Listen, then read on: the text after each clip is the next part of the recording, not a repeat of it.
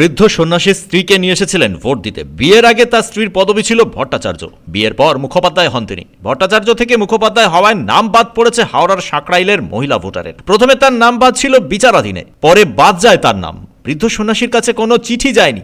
কেন তার নাম বাদ পড়েছে তা জানতে চেয়েছিলেন কমিশনের কর্তাদের কাছে। তারা সরাসরি বুথে যেতে নির্দেশ দেন। তারপর স্ত্রীকে নিয়ে বুথে যান বৃদ্ধ সন্ন্যাসী। ভোটের আগে যে তার নাম ভোটের লিস্টে ছিল, আইডেন্টি কার্ড ছিল, সেটা তার প্রমাণ রেখেছি আমি। 2002 স্বামী হিসাবে আমি যথাযথ তার সবকিছু ব্যবস্থা নিয়েছিলাম। 2000 আজ পর্যন্ত নিয়েছি। 2002 এ ভোট দিয়েছিলেন আপনারা সবাই? হ্যাঁ, দিয়েছে। নাম আছে তো? আজকে এখানে নাম আছে, এখানে যেটা কার্ড হয়েছে 1995 সাল।